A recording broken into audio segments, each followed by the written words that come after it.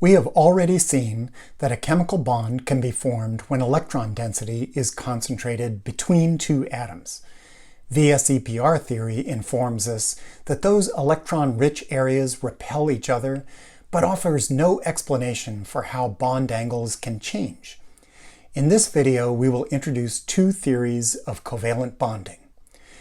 Valence bond theory is good at describing how atoms form single bonds with each other, while molecular orbital theory is better at describing bonds that are delocalized over several atoms in a molecule.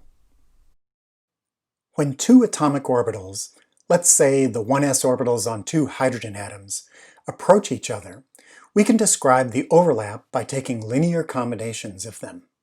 By adding the orbitals, we get enhanced electron density between the nuclei, so this is a bonding orbital. The other orbital has a nodal plane, where the wave function changes sign, which is indicated here by a color change. The electron density in this plane is 0, so the energy is high, and this is an anti-bonding orbital.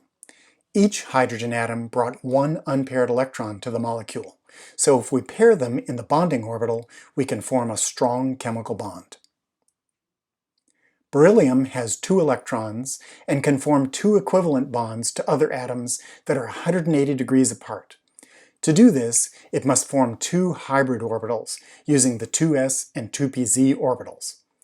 One of the orbitals has most of its electron density on the left side of the atom and the other on the right side. Each orbital can hold an unpaired electron to form a bond to another atom. Likewise, boron has 3 electrons and can form 3 equivalent hybrid orbitals using one s orbital and 2 p orbitals. These sp2 hybridized orbitals point in directions separated by 120 degrees to minimize electron repulsions. Carbon has 4 electrons and can form sp3 hybridized orbitals from 1s and 3p orbitals. These sp3 hybrid orbitals point to the corners of a regular tetrahedron and are separated by 109.5 degrees.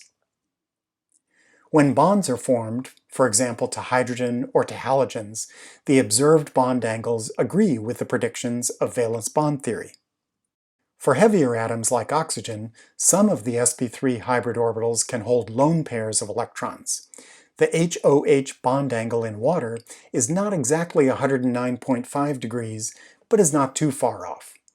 Notice that in the absence of hybridization, the bonds to pure p orbitals would be predicted to be 90 degrees. Ethene has 5 single bonds that are well described by valence bond theory, but it also has a double bond between the 2 carbon atoms that is formed from the 2 out-of-plane 2pz orbitals. We can form a bonding orbital by adding the 2pz orbitals together. And the result is a pi bond that explains why this CC bond is extra strong. As a reminder, the 2 colors indicate different algebraic signs of the pi wave function. It doesn't matter which lobe is plus and which lobe is minus, but the drawing indicates that the orbital has a nodal plane that is in the same plane in which all the atoms lie. So the pi orbital does not interact at all with the sigma bond framework, but just adds extra stability to the CC bond by this out-of-plane interaction.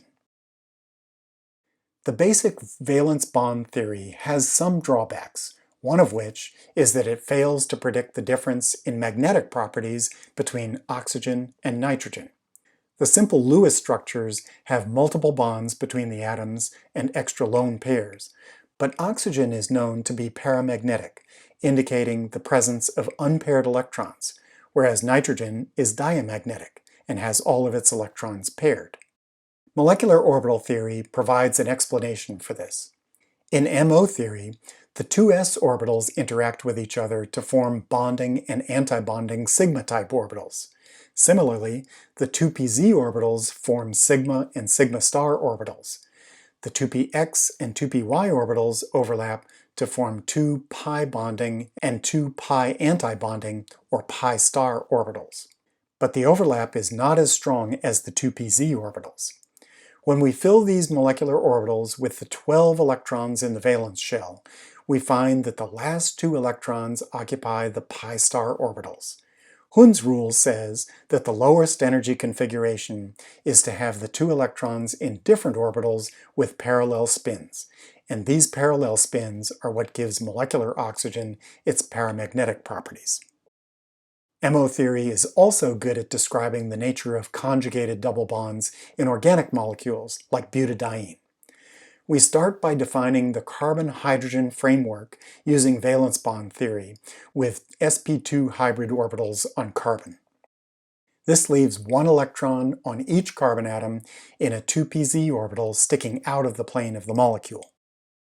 We can now take these four pz orbitals and form linear combinations having 0, 1, 2, or 3 nodes between the carbon atoms. These are indicated by the color changes.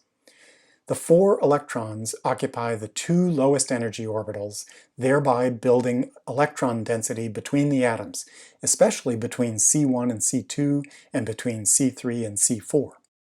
In this way, MO theory describes how butadiene can incorporate two CC double bonds by overlaying the basic sigma framework with the pi bonds derived from the molecular orbitals that were delocalized over all 4 carbon atoms. Benzene is a hexagonal-shaped molecule in which 6 sp2 hybridized carbon atoms are bonded to each other and to 6 hydrogen atoms to form a basic sigma bond framework. There are 6 singly occupied 2pz orbitals that form a delocalized set of molecular orbitals. The lowest energy orbital has no out-of-plane nodes, but the next higher set of 2 orbitals each has 1 nodal plane. The unoccupied anti-bonding orbitals have 2 or 3 out-of-plane nodes. The MO prediction is that the overall bond order of the pi system is 3, but that the electron density is equally distributed around the ring, so all of the bonds are the same length and the same strength. This agrees with the resonance picture illustrated by the 2 equivalent Kekulé structures. Sometimes benzene is written as a hexagon with a circle to indicate the delocalized pi bonds. This type of delocalization lowers both the potential energy and the kinetic energy of the electrons, so benzene rings have a special stability called aromaticity that makes them a common feature of organic and biological molecules. I hope that this has given you just a small taste of 2 highly successful theories of chemical bonding. Although we have stuck to qualitative aspects here, you may encounter much more mathematical and computational detail in a graduate-level chemistry course.